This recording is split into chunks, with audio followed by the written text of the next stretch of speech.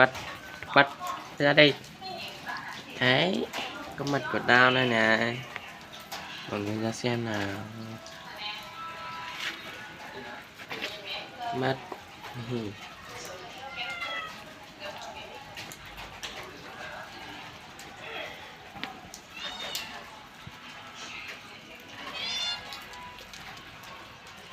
Đấy, lại ra con mèo nữa nè, méo rồi. Đấy, con mật.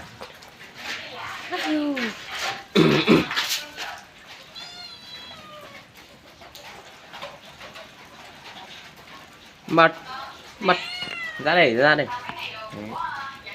Đấy, đấy con mật của mình biết điều đấy. Khách chưa ở chị lịch vui sống đỡ thế nào. Ôi, nhìn ra. Con mật. Mật ơi. Mật đi bên kia rồi. Con mật của mình đi bên kia rồi. Rồi. Khách trông to. Đây là bà xã của đây là bà xã của tao.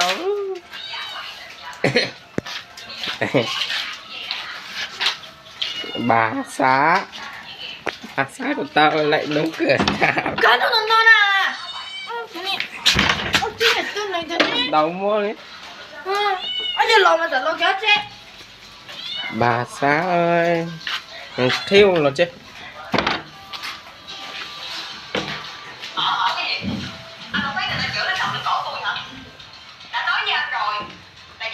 Vợ chồng của anh đi. Rồi bây giờ để tanh bành như vậy đó, anh chỉ chồng tôi kìa. Giải quyết chuyện vợ chồng của anh xong đi, anh tìm tôi.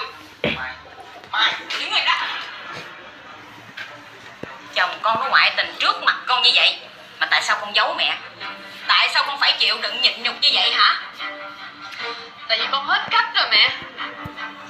Tại vì con nợ anh. Đấy, bà xã của tao đấy. Ôi mỗi tụi nó tụi mình thấy là muốn cái nhà này không phải là do cô hết á. Không phải sao khóc hả? Tôi đã nói rồi, mẹ cô bất bệnh để bánh chết đi, lớn tuổi rồi. Con nhất quyết một hai anh ơi, cứu mẹ em, cứu mẹ em. Mà có bệnh gì? Ung thư giai đoạn cuối, cứu cái ngã nào? Cô phải nhất quyết là cứu mẹ em. Tôi phải cái tiền dành dụm tôi biết bao nhiêu á, cứu mẹ con. Cuối cùng sao? Bà nằm như người thực chất. Anh ơi, em xin anh đó, nhưng mà Đấy, dù gì đó cũng là mẹ của em, là bị vợ của anh mà. Sao mà anh nói vậy được hả anh? Rồi bây giờ sao nè? Bây giờ mình phải ở nhà trọ, phải sống cực khổ.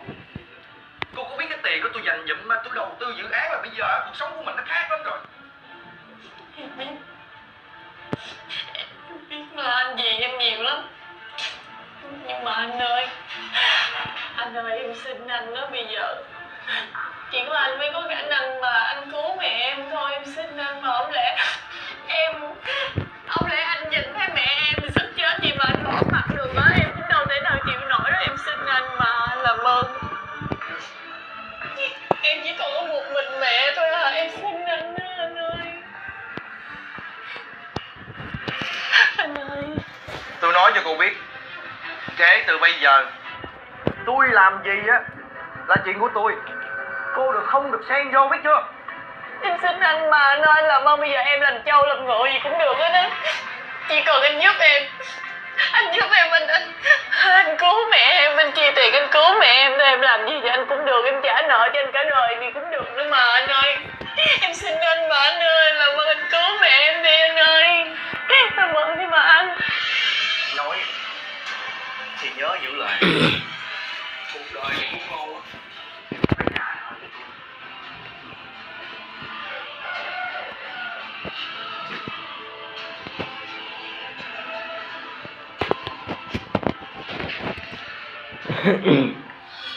Mẹ ơi, con nợ rảnh.